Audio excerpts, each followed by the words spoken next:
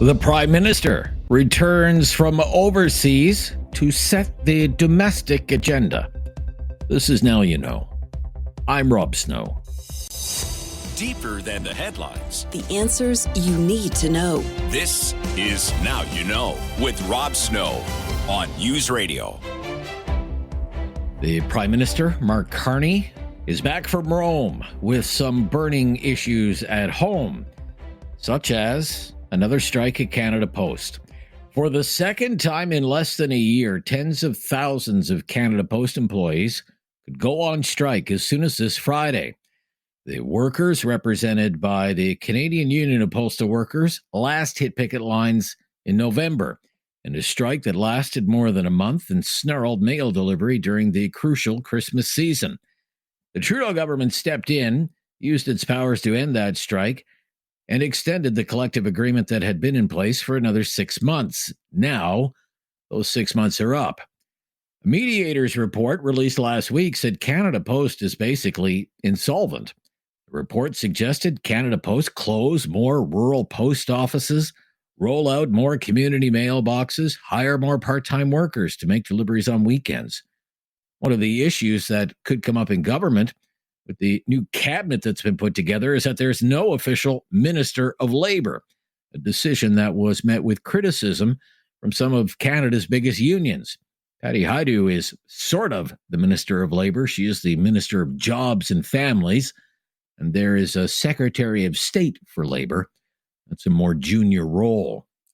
Today, the Prime Minister and his cabinet ministers are on retreat in Meech Lake on the Quebec side of the National Capital Region. On the agenda, the economy, the cost of living, and crime.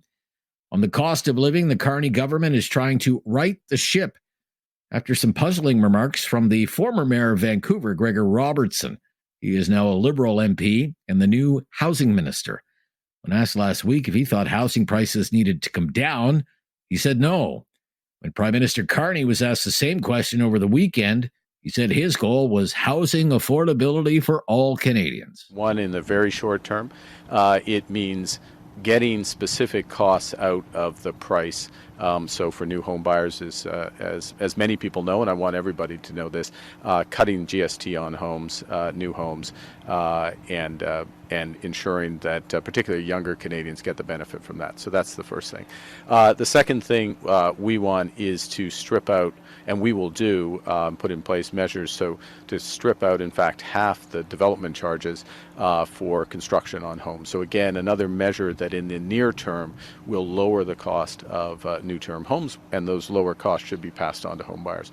The third thing we think needs to happen, and we'll do at scale, is to help develop a much more efficient home building industry in Canada on a path to a broader doubling of the rate of home growth in Canada. So all of those factors are going to help to improve affordability.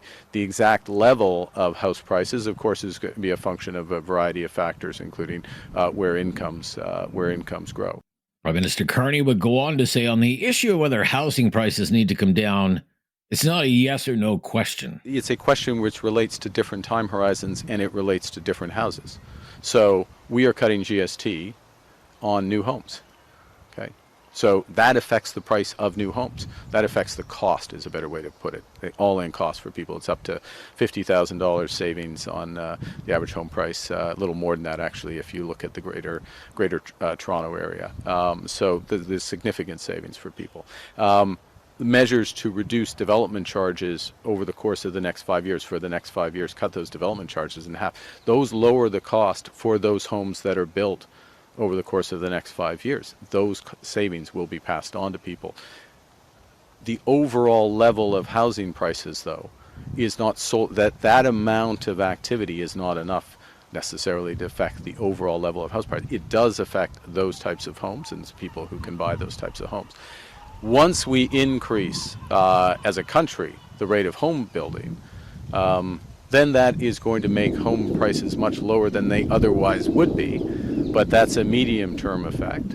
And so that depends where house prices would have otherwise been at that point. So, look, the economy, it'd be lovely if we could always give very simple yes/no questions, up/down question answers to economy. But we're talking about time horizons.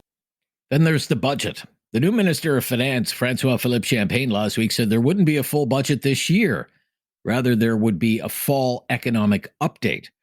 The Prime Minister faced a lot of criticism for that decision, but now seems to have had a change of heart, saying there will be a full budget, but not until the fall, because the Prime Minister says there's no need to rush. This is, in fact, based on my economic experience. There is not much value in my judgment, and it's considered judgment, and it's judgment based on experience, that there is not much value in trying to rush through a budget in a very narrow window, 3 weeks, with a new cabinet, effectively a new finance minister, just reappointed, but a new finance minister, rush that through.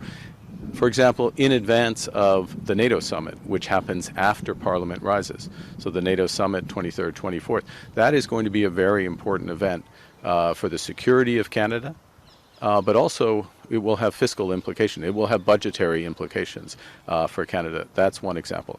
To have a budget before we substantially advance further our discussions with the Americans with respect to our economic partnership, to have greater clarity around that. I'm not saying we'll have perfect clarity, but to have greater clarity around that.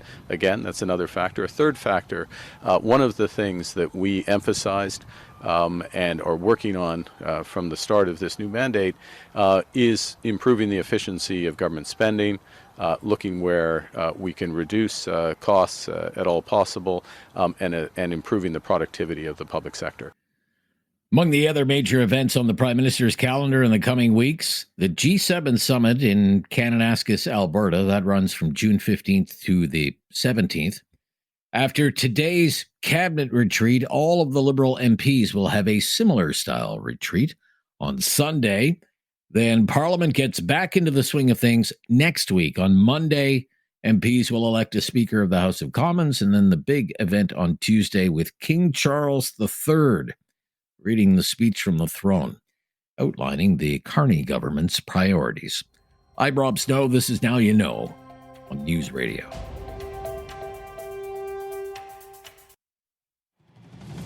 Now You Know with Rob Snow continues on News Radio. Well, there's lots to talk about today with Professor Ian Lee from the Sprott School of Business at Carleton University. Welcome back. Good afternoon, Rob. What do you think about William Kaplan's report? He was the mediator appointed by the government to look into Canada Post. He issued a report on Friday. What do you think of it? I read the entire report from the very beginning to the very end. He confirmed, I'm not saying this to pat myself on the back, he confirmed everything I have stated in terms of the diagnostics. I'm not talking the recommendations. I'm separating diagnostics from recommendations. He confirmed or validated or agreed with every diagnostic conclusion I came to in my various reports on the post office. He did not challenge them at all. He couldn't. How could he? Because the data, which every one of my reports are based 100% on data from the audited annual reports. So who's going to do that?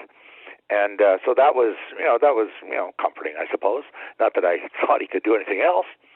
He didn't completely agree with me on the recommendations. He said, things are, existential crisis, things coming to an end. But then I thought he pulled his punches at the very end. He says, but we want to maintain good jobs and we can't have any good gig workers.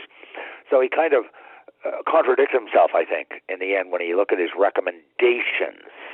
But it was good that, because I'm the only person that studied this. I mean, I'm not kind of patting myself on the back. There's just no one else that's published to this extent, and based on reading every annual report from 1761 to 2024, and I have.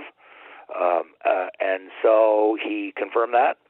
The crisis is very real. So now we're only really, I think the debate is, where do we go from here? Where does the government of Canada go from here? What do the people of Canada want? And so I thought it was a good report. It was very empirical and it was very fair. Mm-hmm. And he did something that no mediator has done thus far. He basically said CUPW is wrong in rejecting the data. They have denied that there's a crisis. They've said, yeah, some mail's gone down a little bit, but no big deal. And they have. I've actually debated them on national TV and radio, national radio in the past, and they're in denial that there is an existential crisis. So he flat out stated that the real. I mean, he says I have this right from the report, Professor. He says the way the business is configured right now, it's not viable. The way it's That's right. He says, quote, the work rules are part of it. Yeah. The moratoriums on rural post office closures and community mailbox conversions are another. These two moratoriums reflect continuing fidelity to a 19th and 20th century vision of Canada Post, not one grounded in the realities of the 21st century. That's what he says in his I said that report. in my 2015 report. Is the check still in the mail? I said it was based on the old analog economy, the old boomer economy of file cabinets and paper envelopes and postage stamps and waste paper baskets. That economy is gone. There's still people that think it's here. It's not. It's gone. He writes about we have to get out of the nostalgic era. We're not delivering Eaton's catalogs anymore. Digital magazines and digital banking systems, and digital payment instruments and digital media and digital everything. This model is dying before our eyes. Not that different from Blockbuster Video when streaming technology came along, and Blockbuster died very quickly because nobody was willing to drive down to rent a video cassette anymore. No need to. Just as almost no one's writing letters anymore. And that's just a reality. And they're in denial that this is the reality. They're saying we can save the post office. We can turn them into a bank. We can turn them into a wellness community center healthcare type organization to do home lookups on people that seniors. are shut in. And so they're just in deep denial of the existential crisis that they are facing. Yeah, William Kaplan in his report says, first of all, that's not the mandate of the post office, is to run a bank or a community hub or have some kind of service to the elderly. The business is, and in fact, the charter is, you are to send mail or parcels to every address in Canada. Right. And focus on that. Focus on your core business before you think about branching out into other lines of business in order to diversify your revenues. But look, I want to ask you about just what kind of sympathy you think there will be for these workers if they actually go out on strike on Friday, because they've issued their strike notice. They say they're going to start walking the picket lines 1 minute past midnight Friday morning all across the country. Just what do you think is ahead for these workers? When we come back, I'm Rob Snow, here with Professor Ian Lee on Now You Know on News Radio.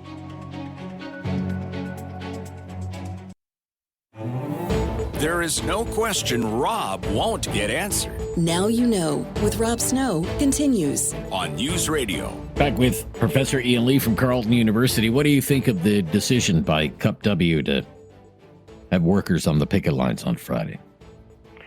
Well, they're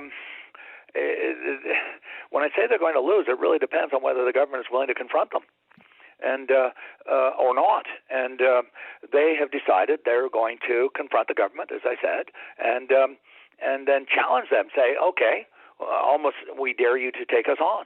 And I think that they think that the government will probably fold and look for some kind of a compromise to kick the problem down the road and sustain and keep subsidizing losses through bailouts. And they may be right. They may be right. For all of Carney's talk about I'm here to make tough decisions, we haven't seen it yet. And so they may, this is coming down to raw political brute force, just like the air traffic controllers in Reagan in the 80s and Thatcher and the coal miners in the 70s. Only I don't believe that Prime Minister Carney is Reagan or Thatcher. Now, it was back in January that the government, i.e. the taxpayers, they call it a loan, loaned Canada Post $1 billion because Canada Post said it was facing insolvency. Would you consider that a bailout? Is that a bailout? It was a bailout. How do I know? Okay. Because the Treasurer said on the record and in the audited annual report that they had run out of cash. And they could not pay their bills as they became due, meaning, their workers and contractors and so forth. Yeah. And so the government gave them $1 billion, and they have no ability to pay it back because they're losing money every year. No money. And next year, the losses will get bigger because the mail continues to decline. The market share in parcels continues to decline. That means their revenues continue to decline, which means their losses will continue to go up and get bigger every year. So what they did was they gave them $1 billion, and they're burning through that $1 billion right now. And they will run out of that money because their expenditures are larger than their revenues year after year after year. And so they will be back for another bailout because they're burning more money than they're making. Yeah. So that's the gamble that Cup W is making, is that they're challenging the government, saying, we dare you to shut us down or to legislate massive restructuring that will involve the layoff of thousands and thousands of people at Canada Post. Okay. We have about 2 minutes left. So at first there wasn't going to be a full budget this year. Now there will be a full budget this year, but it'll be in the fall. What do you think, very quickly? I think that Carney heard the voices, the outcry in the Globe and Mail and the Post and across in the talk radio and in the media. And I think he realized it was sending the wrong signal. He said, I'm the guy that's going to make all these tough decisions. And then something not that difficult came along, and he blinked and he ducked. And there was huge blowback, saying, what are you talking about? This isn't transparent. How can you run a government without having a budget that tells us what the situation is, especially in this light with the uncertainty caused by Trump and the promises made by the government, by the Liberal government in the election, and, of course, the changes this is having on revenues flowing in because we may or may not be in a recession. So I thought it was a very poor decision, a bad strategic decision to say we're not going to have a budget. It looked like you were hiding something, and he realized from the blowback that this was not good for their brand, and so he reversed himself. He overruled his Minister of Finance, appropriately so, because the idea that you don't have the data in your system to produce a budget is just nonsense. The government is completely digitized. All the revenues flowing in are instantaneous. This Canada Revenue Agency and all the government agencies are all digital now. And they have all that data in the Ministry of Finance. They have a giant computer model of the Canadian economy, and that data is instantaneous. They can produce a budget just by punching a print button almost to produce all of the data that they need. I don't know if it's that easy, but okay. There are 1,000 employees working there, toiling away in the trenches in Ottawa in the Department of Finance. So there will be a budget, probably in October. Okay, look. It'll be really interesting. We may call on you again this week, depending on what's ahead with this Canada Post. I think there will be a strike this Friday. You think there will be? Okay. Thank you. We'll speak soon. Thank you. I know you're in high demand this week. Professor Ian Lee's done a lot of writing, a lot of research about Canada Post. Whatever that's in the news, he's usually on the news. I'm Rob Snow. It's our Newsday panel right after the latest breaking news on News Radio.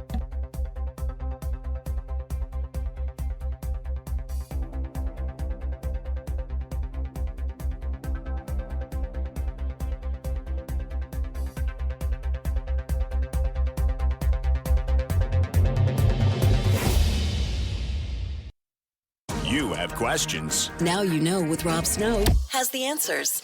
On News Radio, the Newsday panel. Yes, it is time for our Tuesday Newsday panel. After the May 2-4 long weekend, Josie Sabatino is back with us, senior consultant at Summa Strategies. How are you, Josie? I'm doing well. How are you? I'm good. You haven't been here for a while. It's great to have you back. And Chris Day is back with us as well. He's Senior Vice President at Hill & Knowlton. Welcome back.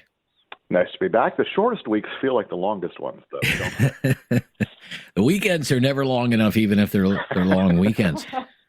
Indeed. Not much of a long weekend for Prime Minister Carney. Very busy for him. He probably, however, doesn't want to make this week, however short it is, he doesn't want to repeat the same kind of communications mistakes that I think some of his cabinet ministers made last week. How does he go about limiting those errors, Josie, in your opinion? Well, I'm not sure what he can do other than kind of get his team in and out of Ottawa and spend as little time as they can in the capital while they're still getting briefed up. Last week, there was a lot of unforced errors. They took a lot of the media attention away from what should have been a good news week for him. So I think he really has to make sure that, they're limited in terms of screen time, and instead they're actually doing the work that they need to, which is getting briefed up on these key files. But that's for the new cabinet ministers. We have to remember that people like Stephen Guilbeault have been around this before, and they shouldn't be making these kind of errors. And I think when he's airing these views, there is something deeper at play here, and that really is how he feels in terms of kind of the pipeline conversation. So that's a whole other matter that Carney's going to have to tackle. Okay, maybe we can circle back to that. What would you say, Chris?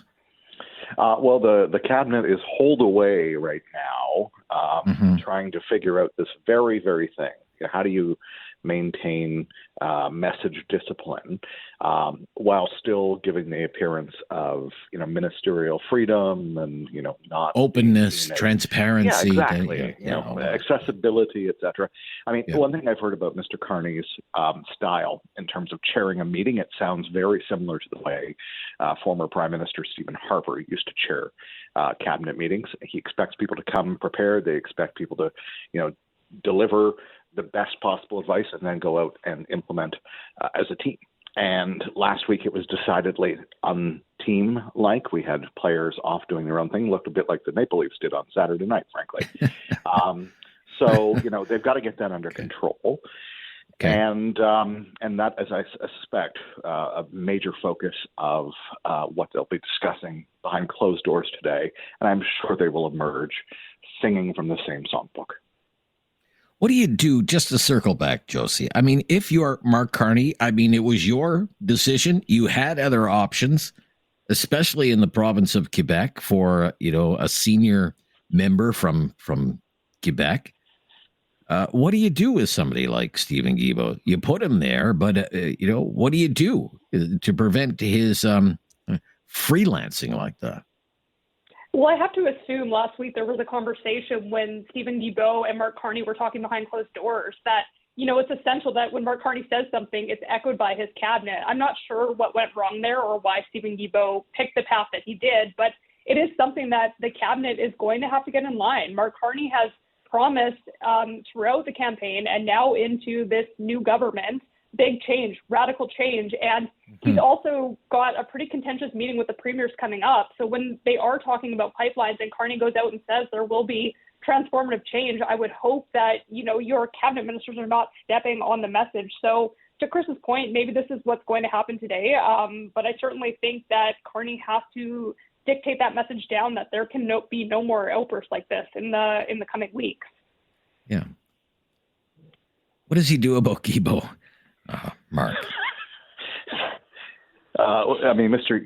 Guilbeault is the perennial problem, right? Yeah, so, but it also speaks to a larger issue that the Liberals have, frankly, on resource development, and that is a track record of saying one thing in English and in English Canada, and saying another in French and in Quebec. And I think you see some of that coming home to roost a bit with Minister Guilbeault's comments last week.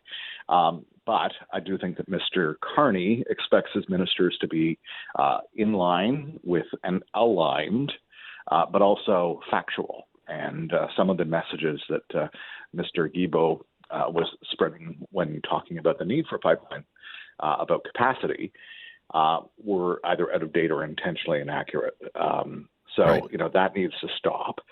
And they need to get a narrative together that everyone can live with, or you're off the team. And that will frankly be, I think you'll see Mr. Carney being a much more hardliner on that type of thing than his predecessor was. So the Prime Minister said this weekend it's going to be a pretty tight turnaround.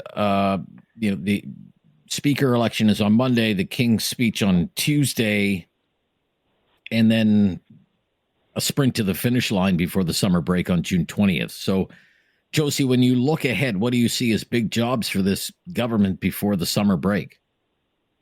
Well, I think all eyes will be on the G7 summit. That goes without question. It'll be the first time Trump is on Canadian soil, with the caveat that he actually makes it here and shows up. But that one is going to dictate the media coverage. It's also hopefully going to provide a bit of a narrative for Canada in terms of defense and security. It's something that Carney raised at the White House, and I think our allies across the table are going to be looking to Canada to take a leadership position on this and actually add some concrete next steps about what happens and on what timeline. So I think that really is the big one. The parliamentary piece of this, it will play out. We'll see the tax cut, but all eyes really are on that G7 summit.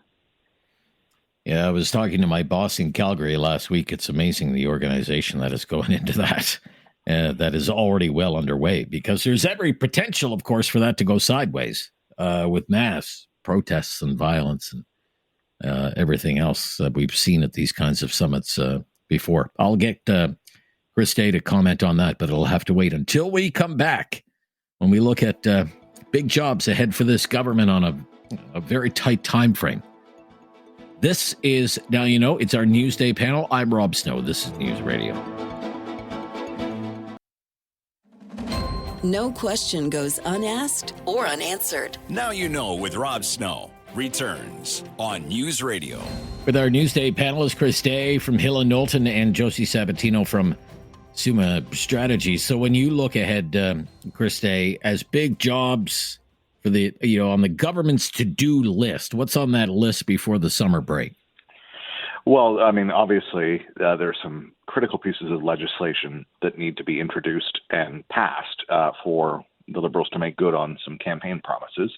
The first of which is a middle-class tax cut. The second, the liberalization or breaking down of free trade barriers intraprovincially.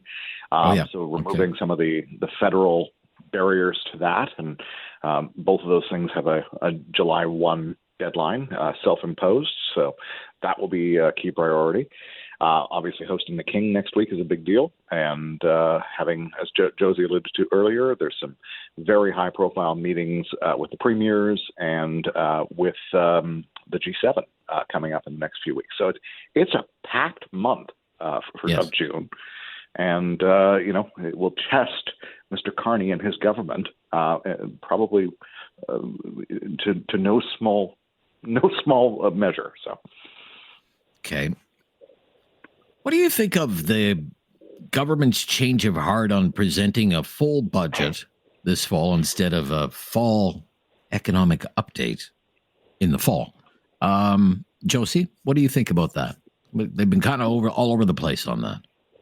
Well, I think to Carney's credit, he buckled early and made that decision before it turned into, a weekly story that rolls out longer than it should have. It was the right thing to do. I mean, they should have tabled the budget before the House rises in the summer. And I really do think that Carney is sensitive to the fact that he ran on experience. He ran on economic credentials. And the fact that they were even remotely entertaining the idea of not presenting a budget this year is insane to me. And I think the opposition, that was wind in their sails to hear this, and I think they would have taken the ball and ran with this one for sure. Chris, what do you think about that change of heart? Yeah.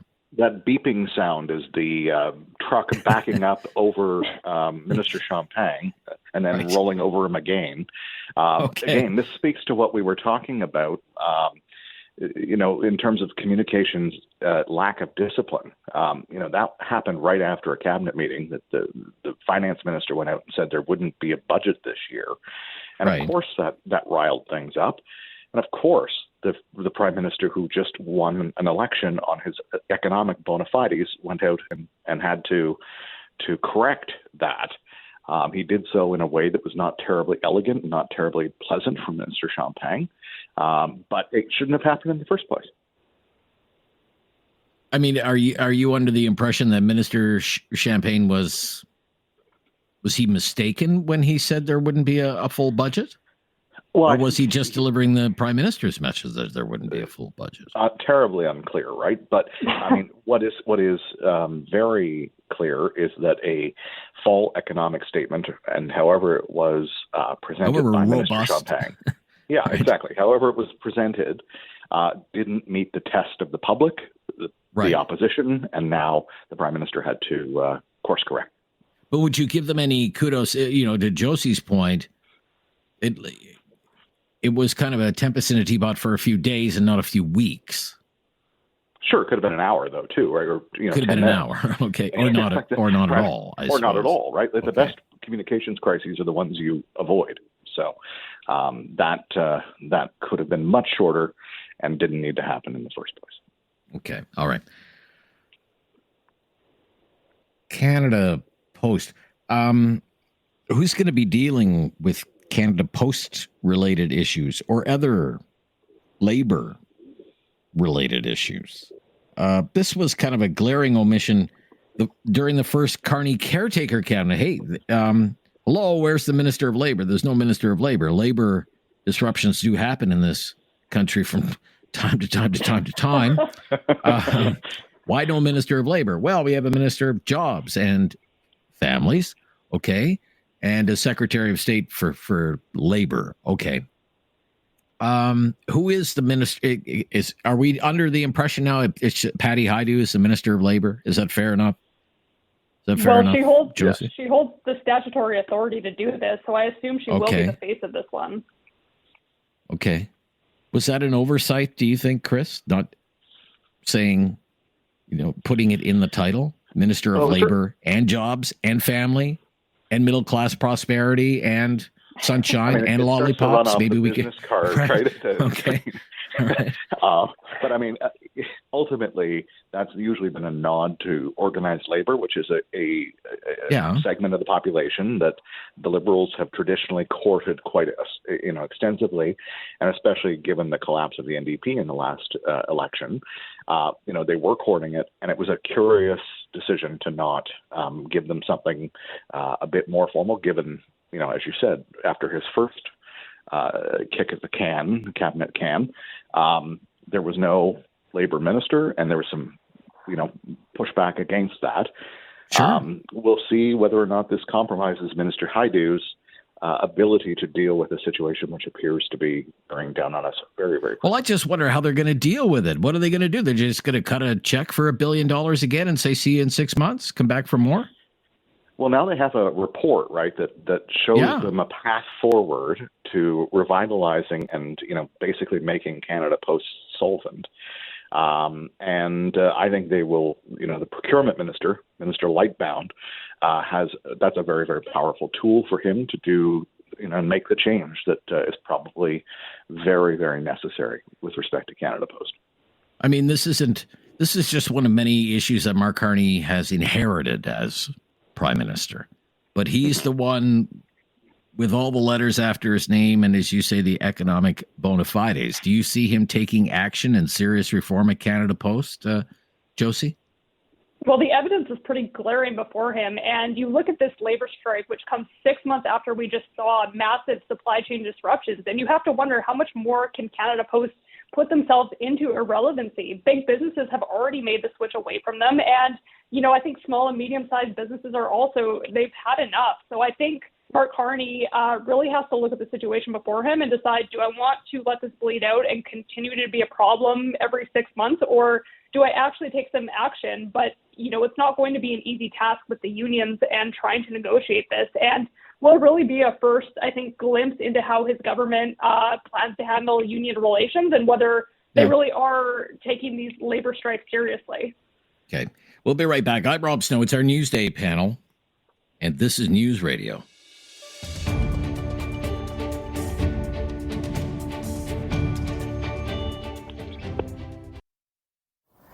Critical thinking is not dead. Now you know with Rob Snow. Returns on News Radio.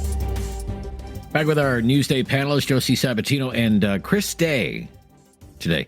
Just one more thing on Canada Post.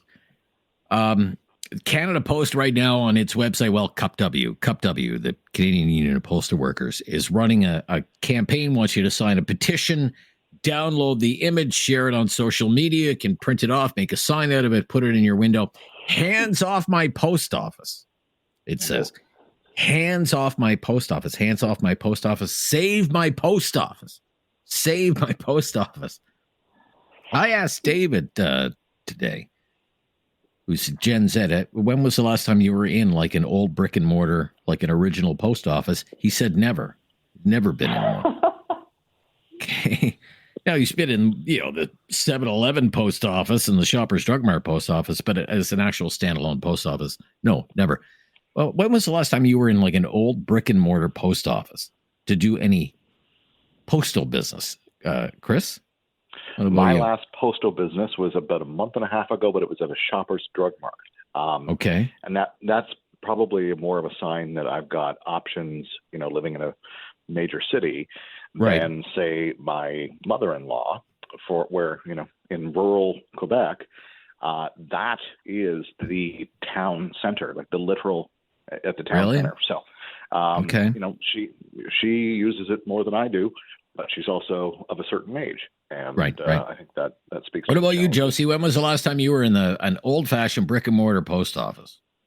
Well, this probably speaks more to me than the actual post office, but I was trying to mail my passport last year, and I was Googling a Canada post office. I couldn't find one, so my passport never got mailed, and then I ended up at a Service Canada for 3 hours. So I guess that's that. All right.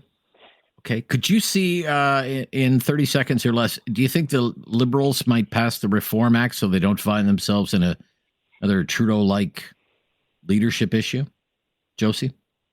I think they should. I hope they learn from their near-death experience from the last election to for sure pass that and make sure that they hold some power and some cards here. Yeah, because they were the whole Trudeau question. It was amazing the way he had maneuvered to basically render them impotent in any ability to remove him as party leader. What do you see them doing there, Chris? Yeah, their whole experience of, the party is me and I am the party is, I think, a failed experiment. And they're looking for ways, including the Reform Act, to make sure that doesn't happen again. I loved how one MP put it. If you're confident as a leader, and Mr. Carney seems confident, then you have no worries about this kind of power being resting with caucus. So. Okay. Enjoy the rest of your shortened week, everyone. Thank you for today. Great to hear from both of you. Speak soon. Rob. Yeah, Chris Day, Senior VP at Hill & Knowlton, Josie Sabatino, Senior Consultant, Summa Strategies. I'm Rob Snow. Talkback is coming up. We're going to talk about Canada Post today, some politics as well, with your help, right after the latest breaking news on News Radio.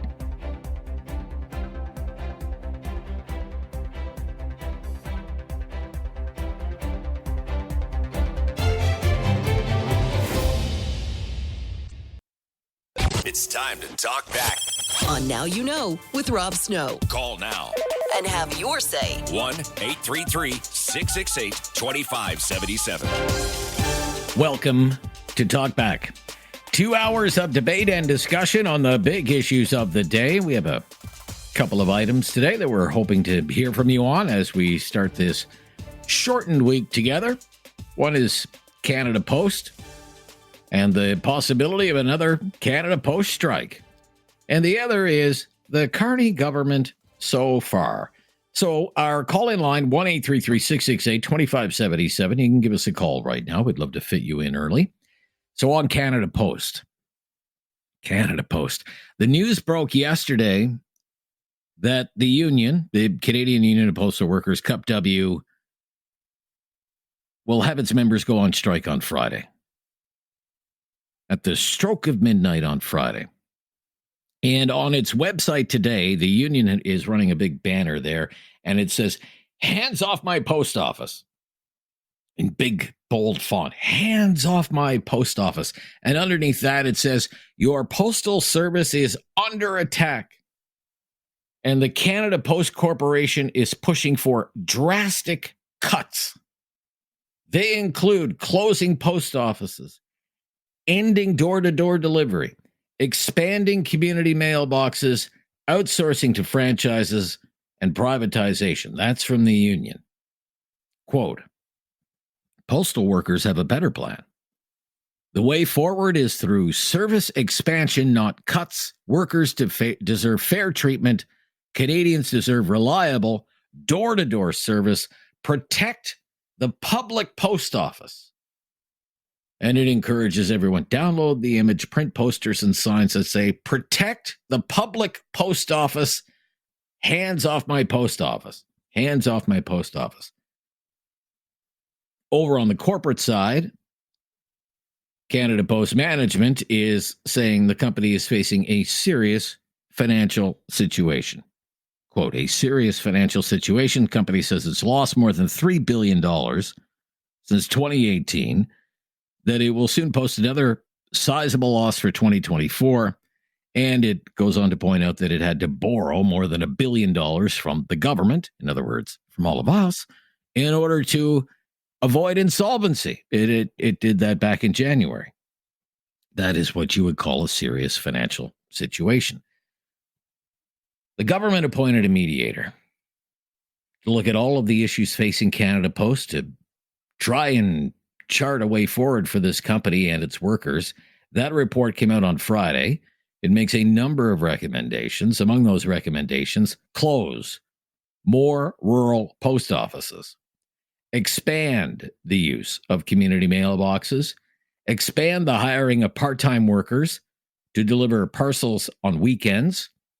The arbitrator or the mediator also said that those part-time employees should get the same rate of pay as regular employees. And if current employees want priority for those part-time jobs, they should be given priority for those part-time jobs. And William Kaplan is the mediator's name. He wrote, and I'm quoting here, Canada Post is facing an existential crisis. It is effectively insolvent or bankrupt. It is effectively insolvent or bankrupt. And yet the union representing the workers at this effectively insolvent corporation are going to go on strike Friday morning. 55,000 of them. So a few questions for you. Let's get Talkback started for another week. If the workers at Canada Post go on strike on Friday, will those workers have your support? Will those workers have your support? Do you support this job action or not? If there is another Canada Post strike starting on Friday, will you notice? Will you be impacted by it? How will you be impacted by it? A lot? A little? Not at all? And what should the future of Canada Post look like? What would a public postal service here in the year 2025, what would it look like that would make sense and maybe even make some money? 1-833-668-2577, 1-833-668-2577. That's on Canada Post. Now, we have another topic. Feel free to offer an opinion on this one as well. What do you think of Mark Carney and his government so far? What do you think of the job they're doing? It's been about 3 weeks since the election. It's been about a week since the swearing in of the new cabinet. Next week, Parliament's back in action. So we've had all kinds of chances and opportunities to see the new prime minister on television. He's had several news conferences now. He's met with world leaders, including President Trump. He's met with the new Pope. He had a meeting with J.D. Vance, U.S. Vice President. He's met the King. He's invited the King to deliver the speech from the throne. The King accepted the invitation. A lot of cabinet ministers are not new to the scene, however. Many of them were around during the Trudeau years. You know their names by now. Chrystia Freeland and Melanie Joly and Guilbeault and LeBlanc, Anand, Fraser, Champagne. But there are some new faces like Gregor Robertson, former mayor of Vancouver, the housing minister, this fellow Tom Hodgson, Minister of Energy and Natural Resources. Team kind of got off to a rocky start last week. Guilbeault's comments on pipelines seen as out of line, not even true, and he's not even the environment minister anymore, so why is he talking about pipelines at all?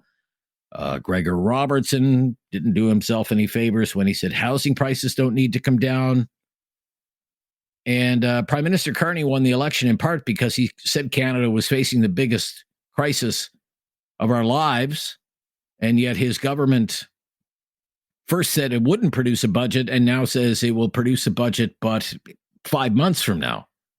No need to rush, he said. That's what he said over the weekend. So I'm sure some of you have seen him on the news channels. You're familiar with some of his picks for cabinet ministers. 3 weeks since the Liberals won the election, this is the person who is leading the country for the next few years. Maybe some of you even voted for the Liberals because you wanted Mark Carney to be the prime minister instead of, say, Pierre Poilievre.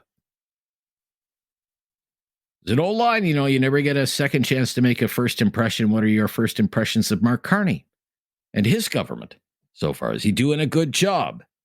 If you voted for the Liberals because you wanted Mark Carney to be the prime minister, do you have any regrets? Things to talk about on a Tuesday as we're back at it on Talkback at 1-833-668-2577. If you've never called before, just mention that and we'll make your call a priority. I'm Rob Snow. This is News Radio. Have something on your mind you want everyone to know? Call now. Hello. 1-833-668-2577. It's Talkback on Now You Know with Rob Snow. Our topics today, Canada Post and Canadian politics. On Canada Post, if workers at Canada Post go on strike on Friday, would they have your support? How would a Canada Post strike impact you? Would it hit you a little, a lot, not at all? What kind of public postal service makes sense? The present day and for the years to come. Offer us some ideas at 1-833-668-2577. On Canadian politics, 3 weeks now since the election, about a week since the new Mark Carney cabinet was sworn in. What do you think of the job your new prime minister is doing so far? How big a change is this from the Justin Trudeau days? If you voted for the Liberals because you wanted Mark Carney to be the prime minister, do you have any regrets? Just curious. It's early days. 1-833-668-2577 and 2 lines available. Not a long wait today. Let's go to Peggy's Cove, Nova Scotia.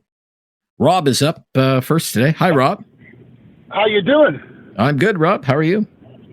I'm doing really good. So I'm actually, you know what? I'm from Toronto. I've been out here about 15 years. I own a landscape construction company where we cut the trees. And Sure. I've never been to Peggy's Cove yet. Okay. Can you bet? So I live in Peggy's Cove, which is a place called Tintallan. Now, we have a little rural post office. Right. Yes. The people are great. The staff is great. Good. What I see with Canada Post, Rob, is that, first of all, we got to look at the top heaviness first, because there's so much top heaviness on Canada Post.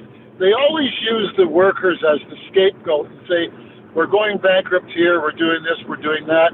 You know what, we can't survive. Maybe had they listened to the workers and implemented some of their ideas, and instead of being so pig-headed, we might not be in this situation. Okay. So maybe a culling of the management ranks, then. I think there's got to be, honestly, a forensic auditor brought in and really go over the spending at Canada Post, because it seems like it's always being blamed on the workers. Okay. If these workers go on strike on Friday, would you support the workers if they went out on strike on Friday?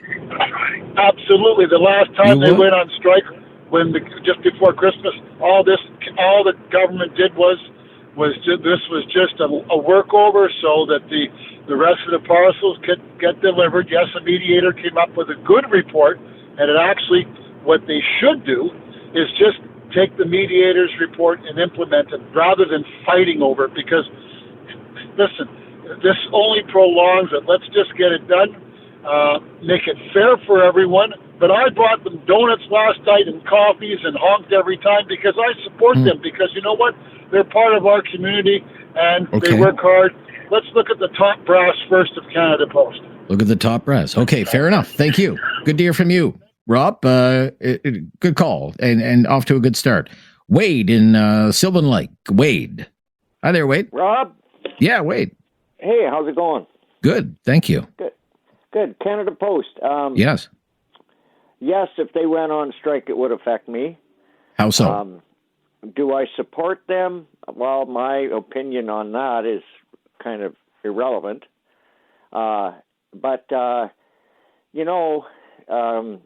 Carney just went out and handed many millions of dollars to CBC. You know, there's no reason he couldn't do the same for Canada Post. And the reason it would affect me is because it seems in today's world, if you don't get your bill in the mail, it's up to you to find a way to get your bill in the mail. I ran a business, and if I told my clients, I'm not going to send you a bill, it's up to you to come and get your bill and pay your bill, I don't think I'd have very many clients. Okay. And as far as the budget goes, yeah. If I was, from the way I understand it, they are going to bring Parliament back on the 26th or 27th, and then they're going to go on, I think it's summer break on June 20th. That's what Does that sound right? House calendar says right now. It can always be extended, but MPs usually get kind of cranky when you delay their summer vacation plans. Well, if I was Mark Carney, I would tell these people to get the hell to work. You might have to work overtime, but this is your job. And if you can't get me a budget in 2.5 weeks, you're fired. Oh, really? Okay. All right. Okay. What do you think of the job he's done so far? What do you think of the job? I mean, I know you're not a liberal, but what would you say? I'm not upset that he lied to me. I'm upset about the fact that I can never believe another single thing he says. Okay. What did he lie to you about? Oh, geez. I've made a list, but I don't have it in front of me. There's so many. Okay. All right. Okay. Maybe that's a conversation for another day. Wade's list of Carney's lies. Maybe we could do a show on that. All right, Wade. Thank you. You're not going to be bringing the Canada Post workers donuts, unlike Rob in Peggy's Cove today. Fair enough. 1-833-668-2577. Canada Post, Canadian politics. Let's kick these around for a few hours. It's Talkback on News Radio. Have something on your mind you want everyone to know? Call now. Hello. 1-833-668-2577. It's Talkback on Now You Know with Rob Snow. If the workers at Canada Post go on strike on Friday, would you support them? And what do you think of the job Prime Minister Carney is doing so far? Let's take first-time caller out in Calgary. Dwight is up next. Hello, Dwight. Hi, Dwight. Dwight has left us. That's too bad. Herman in Calgary as well. Hi, Herman. How's it going? I'm good, Herman. How are you? Good. Good. A couple of questions about the post office. Yeah, I'm sure. just wondering, like where I live here in Calgary, they have a post office station at the drugstore, and then 500 meters away they got another one at the Sobeys.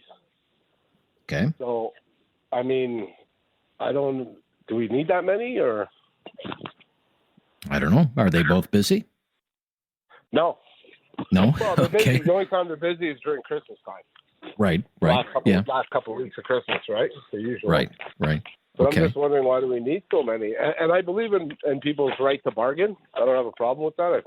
I just think it's two different situations. They're allowed to bargain, but maybe got to look at the management. No, I don't know. I don't know why we have so many post offices. Yeah. Well, I mean, those are like privately run, like on a franchise model, are they not? Those things, they're not really. But aren't the people working behind there? They work for the post office. They don't work. I don't think they work for the post office. I believe they're just working on contract. Yeah, I think they're just employed by the little kiosk there. I could be mistaken. Okay. I'm not entirely sure about that. But look, I mean, this company's it's broke. That's what this report said, right? I mean, let's say you and I were working for a big company that was broke, that needed to be bailed out. Would we think it was wise to go on strike? Or would we maybe count ourselves lucky that we had jobs at all at a company that is broke? Yeah, well, I understand that, but should we really be looking at it as a company, though? Like, this is a government service, and not all our government services are out to be profit based, right? Well, I mean, Canada Post used to be able to run its own operations without needing money from the taxpayers. You know, it even make money for the taxpayers, right? But it used to be wholly funded by the revenues that Canada Post generated from, you know, courier fees and postage and everything else. But now it has had to go to the government. It went to the government in January and said, we need $1 billion or we can't even keep the lights on in this place. Yeah. And the government said, okay, here you go. Yeah. I learned a lot. I love your show, by the way. I just started listening to it. So, look, if they go on strike, would you support them if they went on strike? Because of course. I was you would. I was a heavy union for the railway. I just think they're two different conversations. Yeah, everyone's allowed to bargain. Everything's expensive nowadays. But at the same time, maybe there needs to be some cuts. Maybe they need to do some cuts. Okay. Yeah. All right. Gotcha. Thank you, Herman. Good to hear from you. Okay. We'll stop here.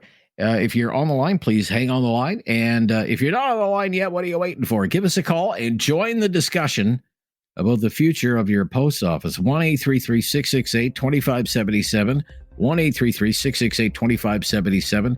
And Prime Minister Mark Carney and his new team on the job for, really officially about a week now since the cabinet was sworn in. 3 weeks since they won the election. The Liberals won the election.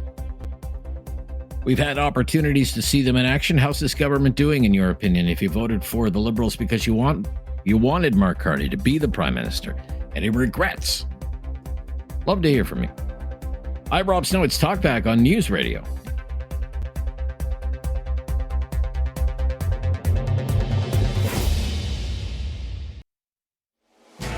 Something on your mind you want everyone to know? Call now. Hello. 1-833-668-2577. It's Talkback on Now You Know with Rob Snow. 3 lines available. Love to hear from you today on the Tuesday Talkback. We're talking about the future of Canada Post. Short term, more longer term, and Canadian politics as well. If the workers go on strike at Canada Post, what will you think? Will they have your support? Will you be impacted by a Canada Post strike? If so, how? A little, a lot, not at all. What's a public postal service that makes sense here in the year 2025? On Canadian politics, basically, what's your job assessment of Mark Carney so far, Prime Minister of Canada? If you voted for the Liberals because you were hoping Mark Carney wanted to be the would make the best Prime Minister, what do you think of the job that he's doing? Do you have any regrets or disappointments? Let's hear them. What's impressed you? 1-833-668-2577. As I say, 3 lines available there for you. Brian up next in Calgary. Hi, Brian. Hi, how you doing? Thanks for I'm good, Brian. taking the call. My pleasure. Just a couple of things. As you pointed out so adequately, Canada Post is bankrupt, so what happens to a bankrupt company? Everybody gets fired. I think the only way to save it is to end home delivery as fast as you can get community mailboxes in, and obviously some management's going to end up going as well. I don't know.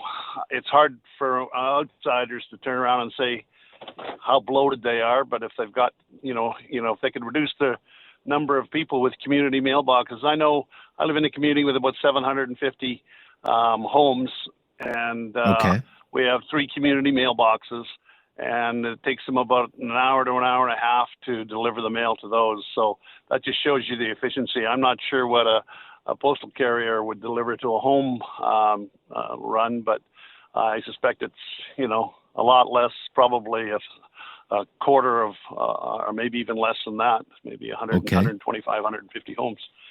So that's my thoughts on the postal services. Is it's got to break even, and that means cutting services. It means shutting down small local post offices. It means getting rid of management. Nothing's off the table, and nothing is off the table. Okay. Yeah, will you be impacted? Will you be impacted at all by of course. Canada? Yeah, of course. And how I so? Get daily mail. Okay. But, I mean, it's I'm impacted a lot more by paying $1 billion to get them out of the hole every year. Right. So yeah. True enough. That's the other impact. Yes. Yes. Okay. As far as Carney goes, I have a lot of hope.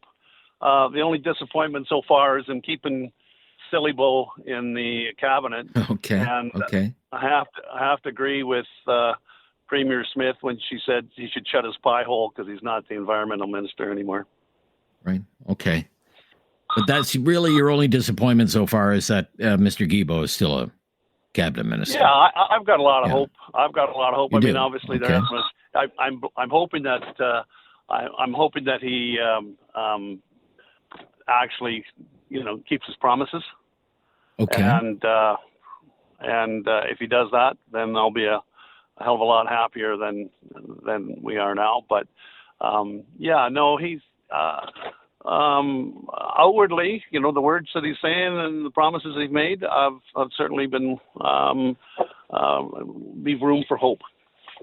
Room for hope. Okay. You give him the benefit of the doubt. Thank you. Definitely.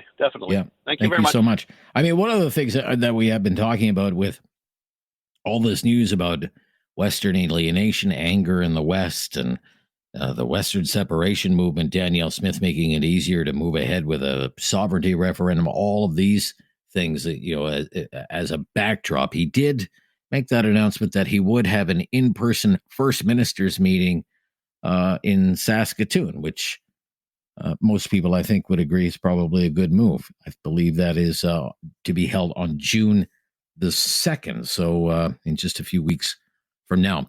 Now, on Canada Post, by the way, 1-833-668-2577. I was skimming through some of the findings of this mediator who was appointed to try and come up with ideas on how Canada Post can be viable in the years ahead. William Kaplan is his name, the guy who wrote this report. Very experienced mediator, very experienced in these matters. And he lays it on the line. He says the way things are right now, Canada Post is just not viable. I mean, the quote is right in the report. It is effectively insolvent. So he says there are a few things that have to happen pretty much right away. The Trudeau government, it was an election promise at the time, and they followed through on it. The Trudeau government, back in 2015, when it first came to power, it imposed a moratorium on the closing of rural post offices and on the expansion of community mailboxes. And this William Kaplan fellow says that needs to end. And the company needs to close a lot more rural post offices, and it needs expansion of community mailboxes. Basically has to do the exact opposite of what the Trudeau government ordered back in 2015. He also says that daily door-to-door letter mail delivery for individual addresses, that should be phased out. Don't do that anymore. And instead, he says the company should run a pilot program exploring what he calls dynamic routing. He says Canada Post should, quote, be able to change routes daily to reflect volumes to avoid trapped time and overtime. And he also points out something that Canada Post has been saying for years, basically that its share of the parcel delivery business had been going up, but now it's going down because of increased competition that he describes as ferocious competition. And he said the last strike that started in November lasted until, whatever it was, a week before Christmas. That just made matters worse at Canada Post because there were all kinds of parcel delivery customers at Canada Post who left Canada Post as parcel delivery customers. And now many of those customers say, I'm never going back to Canada Post. And William Kaplan doesn't have very much that is kind to say about the union and many of its claims, talking about the Canadian Union of Postal Workers, CUPW. I'll tell you more about that as we make our way through the day, as we talk about the future of Canada Post and talk a little bit as well about Canadian politics today on Talkback with your help at 1-833-668-2577 here on News Radio. Have something on your mind you want everyone to know? Call now. Hello. 1-833-668-2577. It's Talkback on Now You Know with Rob Snow. Talking about Canada Post, talking about Canadian politics, maybe the politics of Canada Post. Robert is in Calgary today. Hi, Robert. You're on the air. Hello. Hi, Robert. Can you hear me now? I hear you just fine, Robert. Go ahead. Good. This Canada Post thing, try and imagine a situation where Canada Post didn't exist yet. And the government decided we want to set up a postal system for Canada. What kind of a business model would you come up with? And I think that's where you almost have to approach this from. Trying to repair the business model they got now is hopeless. Okay. And what do you think makes it hopeless? Why do you say it's hopeless? Well, I think it's bloated. The employees, bloated, okay. I sort of support the union, but there's no way they need the number of people they've got. They don't need the number of management they've got. They certainly don't need 5-day-a-week home delivery. Even if it was community mailboxes, it shouldn't be 5-day-a-week home delivery. Okay. 2 days is probably enough because there is no mail. Right. Okay.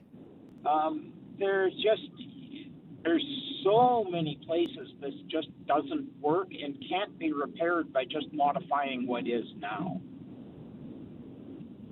Yeah, very interesting. So, to work from your assumption, take all the technology, all the resources that are available today and create a postal delivery service around that for Canada. What would that look like? It'd be heavily reliant on maybe mobile technology, right? I think it would have to be. I mean, that's on-demand technology, like on-demand technology. That I don't know enough about, but right. Okay. Would it be unionized? What is? Would it be a unionized workforce? I don't think you'll have a choice in that. I don't mind unions. I'm not 100% unionist. Okay. But why would you have to be, say, a 40-hour-a-week, 9-to-5 unionized postal worker in the year 2025, delivering parcels or the mail when we have apps employing gig workers that deliver all kinds of things? Now, everything from pharmacy, from goods at the pharmacy to goods at the grocery store, meals from restaurants, everything like that. Right. Well, they have to contend with that. I don't think that's going to work well for them because if they're going to compete with that, they got to pay half what they're paying now. Okay. Right. But if you were to create, it wouldn't look like, as you say, it wouldn't look like the system that we have set up now, is what you would say. I can't imagine it would because we're dealing with a system set up in the 1950s and 60s. Even earlier than that. Yeah. I've had a situation the other day where I had a guy, he got one thing wrong in my address. My address is in southeast Calgary for a business address. He left off the southeast. He got the postal code correct. It happens I'm in a unique situation or semi-unique situation where that postal code can only be my business. No, nothing else has that postal code but my business. And they returned it to him as incomplete address. There should be a way for the computers to handle that, which tells me it's a person doing it, not the computers. Very interesting. Okay. Hey, thank you. That's just. Thank you, Robert. Okay. Yeah, some really interesting points. I like how you premised your whole thing on if we were creating it today, what would it look like? Because would it really look like this? And even the mediator says it can't be business as usual because business as usual is bust. Joe in Halifax, Nova Scotia. Joe. Hi, Joe. Hi. How are you, Rob? I'm good, Joe. Thanks for calling. What's your opinion here? I'm a lot of ambivalence with me. I think the post office is very badly run, sloppy, typical government operation. Even though it's a crown corporation, But one of the major problems is it started out as a government service, and then they tried to morph into a model of a private business. And the problem with that was the place was so infected and rife with nepotism and hiring relatives, friends, families intermarried with other families. It was really compromised. It was really corrupt that way. Okay. And there was in terms of the workers themselves run that place. And the majority of the workers are very good to excellent workers. You have some deadwood slackers. You have that everywhere, but not as easy to get away with in private businesses as it is with government. And then it falls back on the nepotistic side of it. But way too heavy with incompetent management. Way too heavy. Hiring people who, I remember I had supervisors who came to me and were watching me work and asking me questions. And when I confronted it, I was told, well, this by the supervisor of the letter carrier section, he said, well, these people have to learn. And I said, so you're hiring people that know nothing about the job, learn it from the person that they're supposed to monitor, and then monitor the person and tell them how to do the job. I said, you know how backwards that is? Yeah, it totally is. Nowhere else in the world would that happen. Right. And but at any rate, the workers, the majority of the workers are really good, and there's some really hard-working, good people there. Yeah. And if they go on strike, what do you think if they go on strike on Friday? I think it's stupidity. I think they're shooting themselves. They're not shooting themselves in the foot. They're shooting themselves in the temple. You've got a business that's it's stone broke. It isn't making money, and you're demanding that they pay you, I don't know, 20 or 25% more hourly wage is insane. But they need to get rid of a lot of the deadwood in management and the incompetence. Okay. So it needs one of your callers characterized it as needing a forensic, some kind of forensic audit. Yeah. And I agree. Okay. And the government needs to get off their ass if that's possible, and actually address the problem. I mean, I rely on Canada Post for one of my pension checks. So, as I say, I'm feeling pretty ambivalent, but I can't. But anxious at the same time. Gotcha. Well, all right, Joe, we have to run. Yeah, have to run. Thank you so much for your time today and your call and that kind of insider view of Canada Post. Appreciate it. 1-833-668-2577. Talkback on News Radio. Have something on your mind you want everyone to know? Call now. Hello. 1-833-668-2577. It's Talkback on Now You Know with Rob Snow. We've been talking about Canada Post. We've been talking about Canadian politics. I've been reading through this report for you from William Kaplan. He was the mediator that was brought in. Can you help us chart a course on Canada Post? He really doesn't have very much that's good to say about the union's position, Canadian Union of Postal Workers. He says Cup W is defending, quote, business as usual. Business as usual. He's not happy that the union is so opposed to hiring more part-time workers to make parcel deliveries 7 days a week. He says there's no future for Canada Post at all if it can't do that. He writes, quote, employment is not one size fits all. Employers need to hire part-time employees as well, and some people are interested in only part-time employment.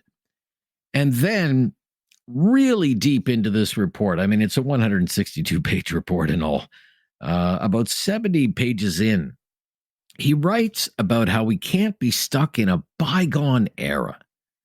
Quote, these conversations can't be based on nostalgia for a bygone day of Eaton's catalogs, Christmas cards displayed on the fireplace mantle, and mailboxes brimming with welcome personal letters and unwelcome bills. Wistful remembrances living on in the hearts and minds of a diminishing number of Canadians, but rather on objective reality about what needs to be done in the short, medium, and long term to make Canada Post as efficient as possible so that it can continue to serve its national purpose of delivering to every Canadian address. Kaplan totally dismisses a lot of the concerns and claims from the union. Really, the union doesn't come out looking very well from his report. We can get back into this topic and as well talk a little bit about Canadian politics, but it'll have to wait for hour number 2 of Talkback. 1-833-668-2577. 1-833-668-2577. The latest breaking news coming up next. I'm Rob Snow. This is News Radio.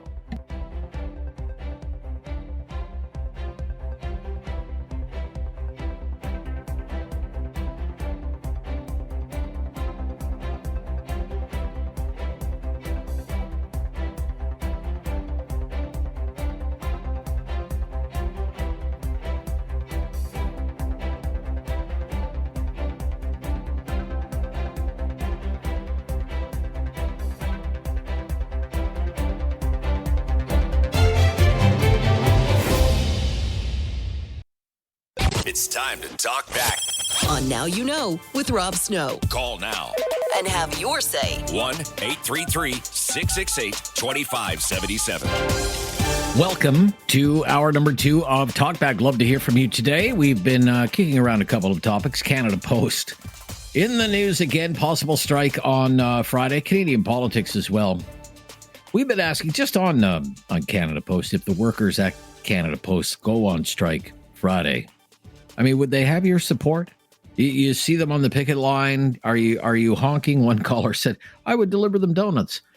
Would you be impacted by a strike at Canada Post? How would you be impacted? A little, a lot, not at all? Would barely notice? Wouldn't affect your life at all?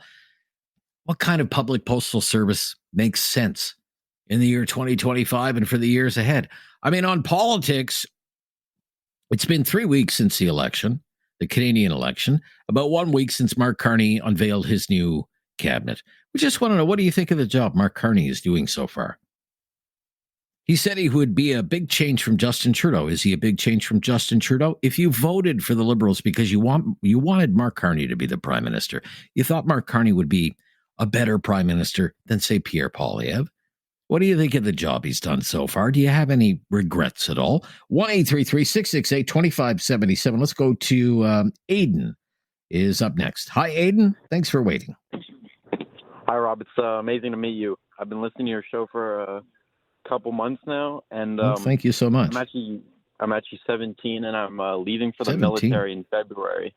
Yeah. Oh, really? Wow. Oh, yeah. And I just wanted to get your thoughts on how Mark Carney's plan to strengthen our military differs from Pierre's, and I don't know if we could talk about that, if that's okay. I don't really know how much the two plans differ. I mean, they both plan to do it, over time. They're both planning to promise kind of beefing up our military presence in the north.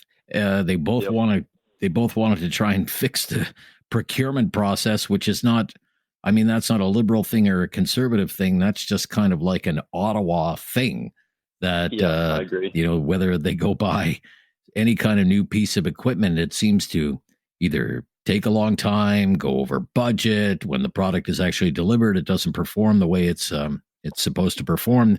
All these kinds of things. What do you think? What do you think about the plan? Based on what you know about it. Well, I wanted to vote for Pierre. Of course, I can't vote. And I thought his plan to strengthen our military in the north, like in the Arctic, with the Arctic base by 2030, I believe it was. I feel like that's a great plan. We have Russia and China encroaching on our doorstep. And I think we need to protect ourselves. We have the U.S. below us, and our military is not very strong. I believe we're 17,000 members short. Yeah, something like that. Yeah. So we don't really have much protecting us, and we don't have very good equipment. It's all like hand-me-downs from the U.S. and I believe Germany as well. So I'm just wondering, if something were to happen with Donald Trump wanting to annex us, I'm sure that's obviously not going to happen, but he was pretty serious about it at the start. So I'm just wondering, well, how are we going to protect ourselves? and who has like a better plan to do that to help us protect ourselves, Mark Carney or Pierre. Okay. Just wanted to get your thoughts on that. Okay. Well, let's listen to, because there's going to be the G7 meeting is coming up in Kananaskis. Thank you, Aidan, for your call. All the best to you in your service to the country, sir. Thank you so much for enlisting to do that.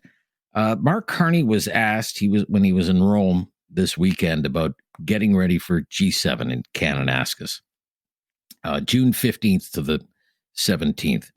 And he said a lot of these conversations have been happening already about what are the big issues for G7 leaders. And he talked about the international security apparatus, a little bit of the prime minister. There is a very high emphasis that's being placed on energy security, security of critical minerals, security of, I'll call it the intelligence complex, but basically in and around AI, which includes energy, but chips, where data centers, intelligence infrastructure is located, how information is shared and beyond. There is a big focus in and around all of that, and how we are natural partners in developing all aspects of that, and to turn those concepts into very concrete, sustained realities.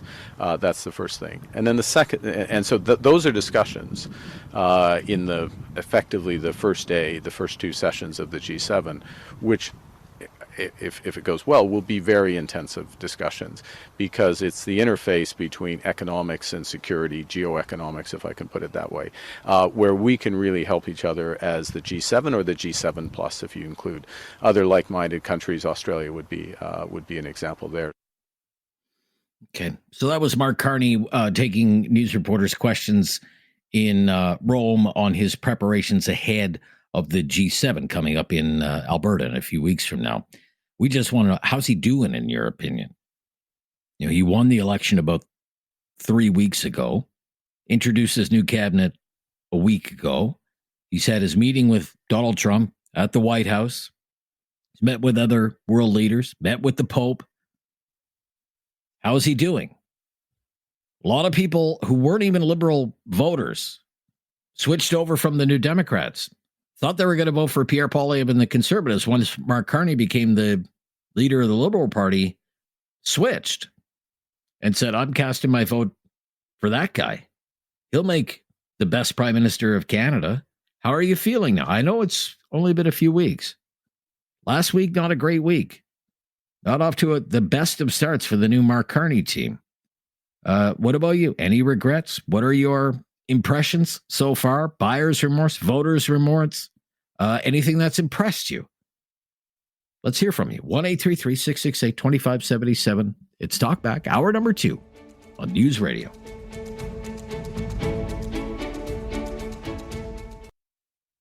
Have something on your mind you want everyone to know? Call now. Hello. 1-833-668-2577. It's Talkback on Now You Know with Rob Snow. Just received an email on Canada Post that totally takes the union side, which is fine. Not a lot of love for the Canadian Union of Postal Workers and maybe the rank and file employees at Canada Post so far. But Sean writes, it's funny that between William Kaplan and Ian Lee, neither of the two criticize the culprits in their reports. Ian can look at the creative accounting reports every year all he wants, but until he includes information like management and corporate workers still getting bonuses every year, even with losses, it's laughable. The workers have made many concessions every contract to help them improve the business, and yet they continually spend money terribly and run it down. It's time to address the elephant in the room: big salaries in management and corporate. Way too many supervisors and corporate workers. The union starting wage is less than $22 an hour, and it takes 7 to 10 years to get to the top wage. In 2007, it was $24.50 an hour. How much more do workers need to take, and how much more blame do you media have to toss their way? The time to fight is now, even though the union is beaten and bloodied. Thank you, Sean, for that email. Let's go to Paul in Cambridge. Paul, you're up next on Talkback. Thanks for calling. Good morning. How are you? Good afternoon. How are you doing Yeah, today? I'm good, Paul. Thanks. Yeah, I go wanted ahead. to talk about Mark Carney. Sure thing. Yeah. Okay. How is he doing in your opinion? Fundamentally, let me make these 3 points. Fundamentally, the job of a Prime Minister of Canada fundamentally is like any other job. Fundamentally, typically you have a 3-month probationary period to prove your worth. Fundamentally, and fundamentally, I don't think Mark Carney is fundamentally making his value known to Canadians. Fundamentally, he is screwed up on just about everything. Fundamentally, he has reversed his position on just about everything. Fundamentally, I don't think he's doing a very good job, but I'd just like to make those 3 points. Okay. So fundamentally, you say that he has fundamentally screwed up everything fundamentally. So fundamentally, what has he screwed up in your opinion? East-West pipeline. Is he going to do it? Yes or no? Yes to one group, no to another. True. His ministers, cabinet ministers, the same people, the same thing, the same garbage that we had over the last 9 years. And fundamentally, let me make these 3 points. Does he know how to say anything else? I always thought Trudeau was the worst public speaker I had ever heard. And then Mark Carney stepped up to the bat and set the new gold standard for the worst possible speaker ever. Okay. All right. Fundamentally speaking. Fundamentally. Okay. All right, Paul. Okay. Listen, you have a great day. You do. I see what you did there. Let's go to Mike in Calgary today. Hi, Mike. Hello. Hi, Mike. I had a hope that I had a little bit of a hope that he would be different and be better towards the prairies. Okay. But I don't see it. Like he put Guilbeault, he's got the same, like the experienced people in that, obviously we're running it before and we're the big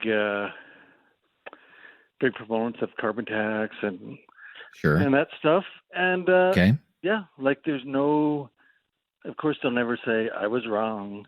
It's just that the people weren't there with us. But in the end, I think it's just like, if you're a liberal and you're from Alberta, then I think you hate Alberta because Quebec. Really? Okay. Quebec is because Quebec, to the Liberal Party, Quebec is always number one. They have a veto over everything, and that's who they only care about. Well, that's who they care about number one, I should say. Then Ontario, and and I haven't seen anything to disprove, anything to make me feel different never. The reason why Senate seats are low and all that stuff is so the power all stays out there, and they could dismiss us and call stains on. When you say you had hope, what were you hoping for? Where he's disappointed you and failed to maybe live up to your hopeful expectations. That Quebec wouldn't be number one. Okay. And that it'd be like Canada would be. Canada would be number one. Other provinces more equal, but it's always Quebec. Okay. Quebec's always got the highest number of MPs, and I wanted to go and get down. I've been to write down how many of the cabinet members are from Quebec. Well, I mean, the fact is, when it comes to the prairies, when it comes to Saskatchewan and Alberta, I mean, it's pretty slim pickings for the Liberals. Yep. They have 1 seat in Saskatchewan and 2 in all of Alberta. Yeah. Right. So. And then why wasn't the energy minister from Alberta? That's well, who do you put in there from Alberta who's qualified to be the Minister of Energy? The person that they put in there, this Hodgson guy, who is the Minister of Energy and Natural Resources, he actually sat on the chair of the board of an energy company from Alberta. So he does have some business experience with an oil sands company. So he has some business ties to the oil patch in Alberta. Yep. Even though he's not from Alberta, he's from Ontario. Yeah. And then they said the energy and stuff is all from the Toronto area. Yeah, but I mean, energy is a lot more than just oil and gas. Right? Energy, that's the number one. That's the number one exporter. Well, I mean, energy in Ontario is, nuclear energy and hydroelectricity. Yeah. Energy in Quebec is hydroelectricity. This guy was the chair of the board of the big electricity utility in Ontario, right? Yeah. It's a lot more to just energy than oil and gas. It's important, sure. The way it's been set up, it's always Quebec's number one. Quebec gets the veto. You still feel it's too heavily favored to Quebec and not nearly enough respect for the West. He is having a First Ministers meeting in Saskatoon. I mean, big deal, or who cares? Well, anyone could just fly in and fly out of any place. Fly in, fly out. Okay, fair enough, Mike. What I was going to say, actually, one thing Sure. that I really loved when I lived in Saskatoon as an adult, when I lived in Saskatoon, the premier, it was Brad Wall. Brad Wall. I had May in my head. He would take radio, like be on the talk radio, and he would take questions from people, and a lot of them weren't like politics. It's just how things need to run better in the province. And then you're like, hey, I'll pass that on. And then when I moved back to Alberta, the mayor was doing it here too. And then, well, Danielle Smith is doing that now, is she not? Yeah, Danielle Smith does that. Yeah. And I think that is what keeps you more grounded to what reality. Yeah, good point. Lives are. Yeah, good point. And yeah, so Doug Ford used to do that in Toronto. Go out of touch. Yeah, Doug Ford used to do that a lot in Toronto when he was at the municipal level of government before he became the premier. Thank you for your time. Good to hear from you. Have to stop, though. 1-833-668-2577. 1, 2, 3, 4 phone lines available on the Tuesday Talkback. Love to hear from you. This is News Radio. Have something on your mind you want everyone to know? Call now. Hello. 1-833-668-2577. It's Talkback on Now You Know with Rob Snow. Let's get right to Kim on the line today on Talkback. Hi, Kim.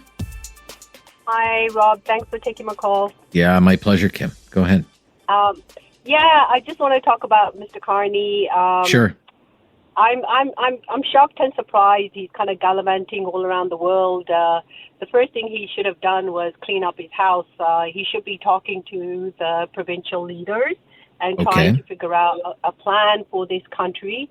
And he's putting that off till maybe next week. I don't know, right? That's the first thing he should have done. Well, he's had virtual meetings with them already, just not an in-person meeting. Right. So, but, the country is torn in two halves, right? I would be concerned about that. Yeah, Alberta is threatening for separation. And you know what? That's a warning sign. He should be doing something about it. He's supposed to be prime minister, leader for everybody, not just the east half of the country. It's terrible. Like, just for instance, think about the fact that back when Trudeau was in government, if he had allowed that pipeline to go through, we wouldn't be in this situation today with Trump. We would have had eggs in a different basket. We would have been able to have enough money to support the car manufacturers in the east. Things would have been totally different. This government doesn't run this country like a business. They run it like a social program. It's terrible. I don't understand. The first thing he should have done was to contact all the leaders and, work out a plan together with everybody involved.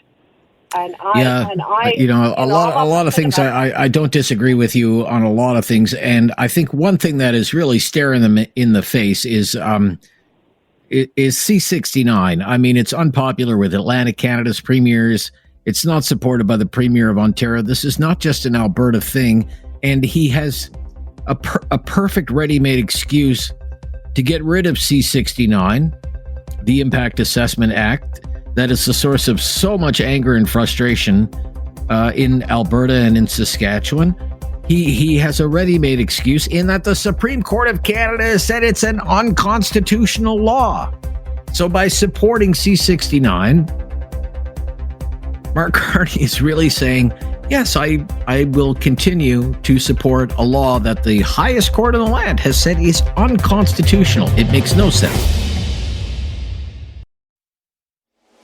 Have something on your mind you want everyone to know? Call now. Hello. 1-833-668-2577. It's Talkback on Now You Know with Rob Snow.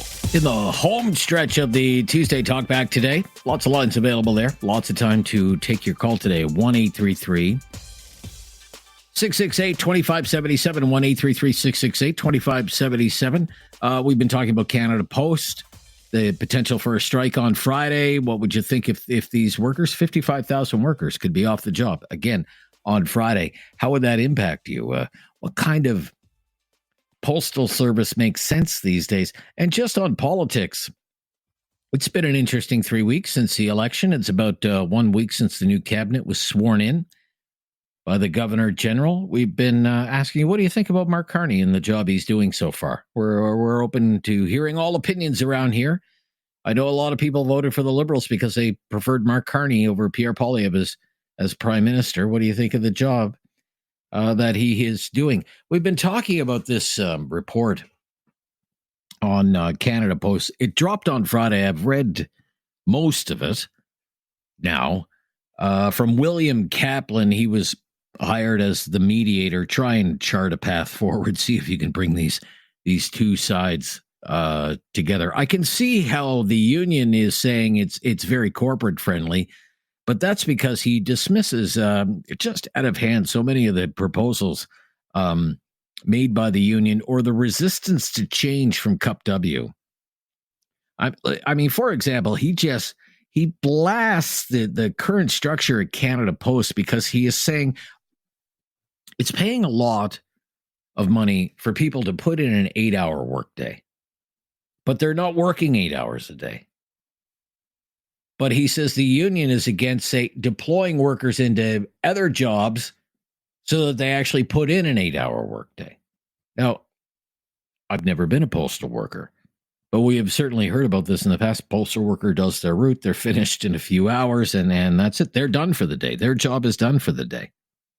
And they're not really putting in 8 hours, but they're getting paid for an 8-hour shift. And the mediator says, you need to put that practice to an end. And if people are getting paid for 8 hours, they should be working 8 hours. I mean, he doesn't hold back. Listen to this. There is no persuasive case to be made that any business, especially an effectively insolvent business, should be put in a situation where it must pay people for 8 hours a day and not be able to reassign workers to other work should they finish early, or where it is anticipated they will do so. There is no persuasive case, he says, that any business, especially an effectively insolvent business, should not be able to rely on full-time, part-time, and casual employees to meet fluctuating volume needs, customer needs, and avoid overtime. And there is no persuasive case to be made that route ownership should preclude Canada Post from adjusting routes in real time based on volume. Routes cannot be chiseled in granite, he says. In other words, the business at Canada Post has to be more flexible, and the workers have to be expected to put in 8 hours of work if they're getting paid for 8 hours of work. And he says the way the business is configured right now, it's not viable unless something changes. He says the work rules are part of it. The moratoriums on rural post office closures and community mailbox conversions are another. He says, quote, these two moratoriums reflect the continuing fidelity to a 19th and 20th century vision of Canada Post, not one grounded in the realities of the 21st century. That's from William Kaplan, who has spent the better part of 6 months listening to both sides, listening to the management, listening to the union. He was hired by the government to do this. His report came out on Friday of last week, and now Friday of this week. The union is out there, save my post office. It's running a campaign, sign our petition, put this sign in your window that's save my post office, hands off my post office. And unless there's some breakthrough that nobody is seeing, 55,000 postal workers for the second time in less than a year could be walking a picket line as soon as Friday. And what is, as he points out, what is essentially a bankrupt business. The taxpayers gave $1 billion to 6 months ago just to keep the lights on. What do you think about that? 1-833-668-2577. Now, I don't know how much support Cup W is going to have. If its workers go ahead with another Canada Post strike this week, you know, the company they work for is broke. So they don't really have this kind of line that you would typically have in a labor dispute. It's not like some big greedy corporation that is making money hand over fist. It's making tens of billions of dollars in profits every year, and the CEO is making millions or tens of millions of dollars every year. The CEO of Canada Post, okay, makes $508,000. I know hospital executives that make more than that. This guy's running Canada Post. I mean, it's good money, $500,000 a year. But it's also a big job. But, you know, in the corporate world, is it big money? The CEO of UPS made $23 million last year. The CEO of FedEx made $12 million last year. CEO of Canada Post, $500,000. And Canada Post is not making any money. It's losing money. It hasn't made any money since 2018. It's lost $3 billion since 2018. It has no money. What Cup W doesn't seem to understand, Canada Post is out of money. All the money's gone. Take all the money in the world, make it disappear. That's how much money Canada Post has. And yet the workers could still hit the picket line. I don't know if they're in store for a lot of sympathy when they do. It's Talkback. This is News Radio. Have something on your mind you want everyone to know? Call now. Hello. 1-833-668-2577. It's Talkback on Now You Know with Rob Snow.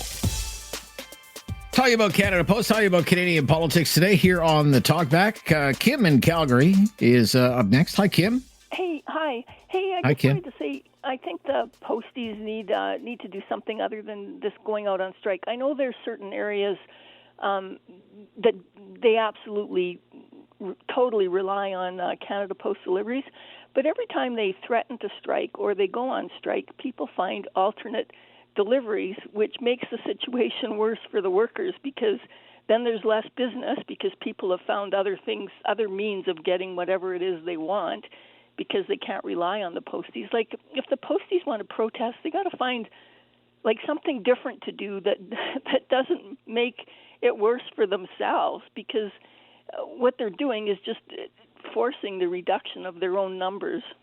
Like, I don't know if you get what I'm saying. But Sure. Anyway, That they're just contributing to the organization's demise. I mean, this comes out in this report that, you know, each strike is driving more Canada Post customers away.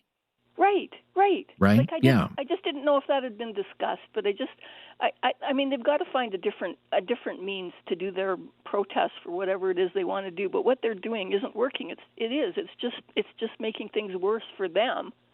Anyway, hey, thanks for taking the call. So, I mean, maybe instead of a full-blown strike, 55,000 people on strike on Friday, shutting the whole place down, maybe you do rotating strikes. Maybe you're doing work to rule. Maybe you're doing stuff like that. Well, I don't even know about rotating strikes because, like I said, every time people think they're not going to get their parcels or whatever, they're going to find another way, and they're not going to bother with Canada Post. So I don't know.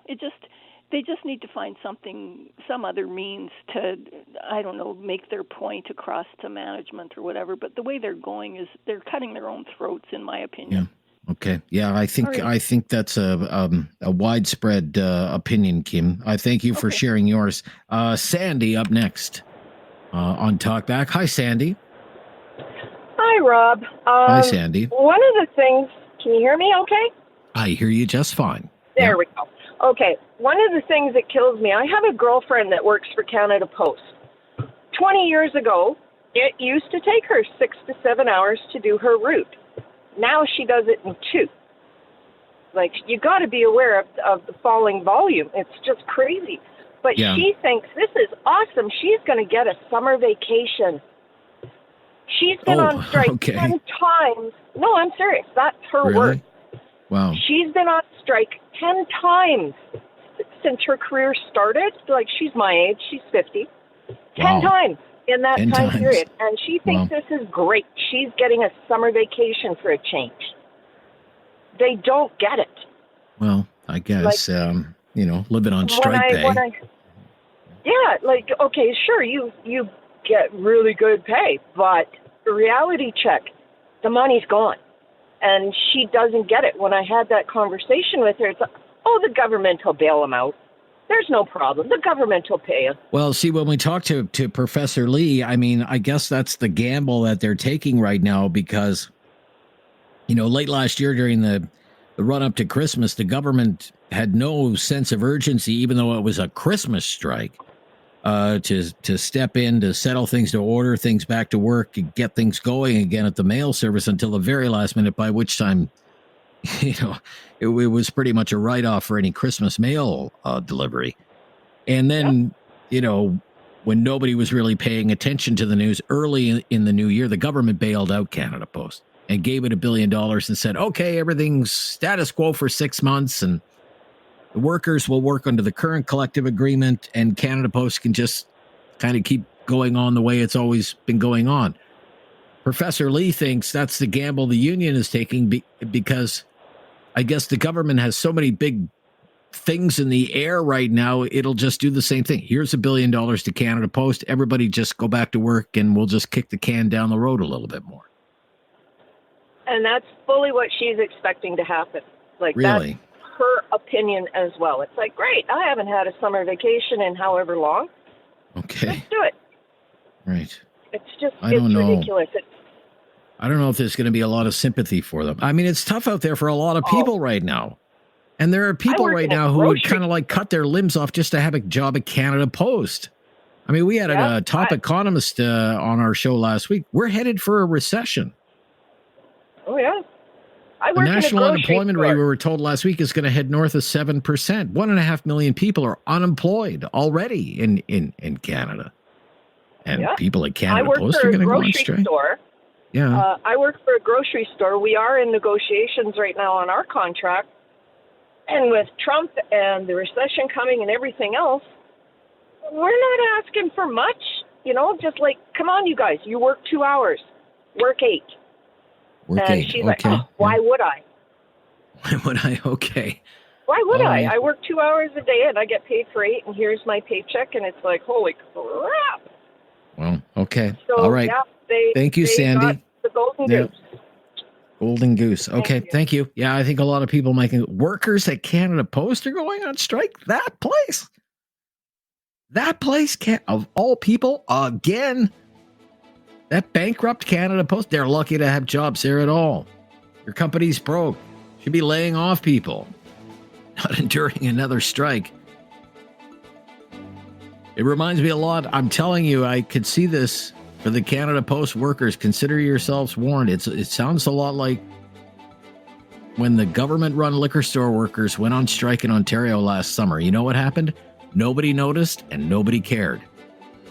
This is Talkback on News Radio. Have something on your mind you want everyone to know? Call now. Hello. 1-833-668-2577. It's Talkback on Now You Know with Rob Snow. Where we've been talking about Canadian politics and Canada Post as well with our callers today at 1-833-668-2577. Julian up next on the line on Talkback. Hi, Julian. Hello, how are you? I'm good, Julian. How are you? Good. I just wanted to let you know that I'm 2 months shy of being a 50-year employee at Canada Post, and I just pulled the plug this morning. Congratulations. Thank you. I decided retirement was my best option. The last caller that you had who has a friend that works 2 hours a day, well, I'd like to hear from the friend instead of a friend to hear the exact story about that one. But the main reason that I left is that in 50 years, I've been on strike so many times, and I think I've done my part. I'm not looking forward to another one, so I decided I would leave a couple of months shy of my 50th anniversary. Okay. Well, what do you think is wrong with the operation there? I mean, the company is insolvent. There are so many things, Rob. You can't blame it on the union. You can't blame it on the management. You can blame it on the changing world and technology for sure. But there's many different ways to evolve the business. Of course, letter mail is a thing of the past for the most part, but the parcel business is huge. Why don't they consider amalgamating Purolator and Canada Post and making one massive parcel delivery, because they already own Purolator? Yeah, I never understood why they even have Purolator.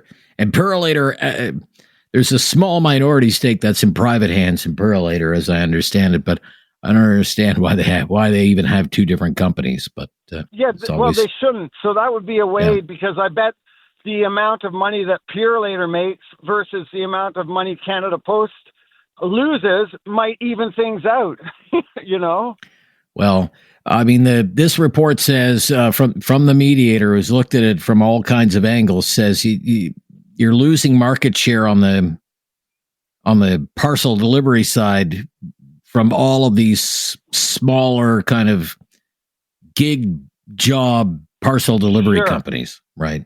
And you can't compete on the wages, like on the overhead. And I understand that, but that's one of the reasons that the executive of the union doesn't want to see good, half decent paying jobs go the direction of gig jobs, because with a Canada Post employee, you have some good benefits, a fairly good wage.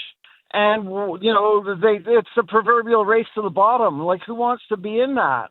Okay. And you can easily say, well, the customer does because they want it cheapest. But, we're struggling these days, not just in Canada, but all over the place, to keep people employed because of a lot to technology. Why do you want to get rid of more people? Just get somebody in there with a good mindset and come up with some good ideas. That's basically what I have to say. Okay. Well, look, thank you. You must have seen a lot in your almost 50 years working as a postal delivery. I'm going to sit down now and work on a book.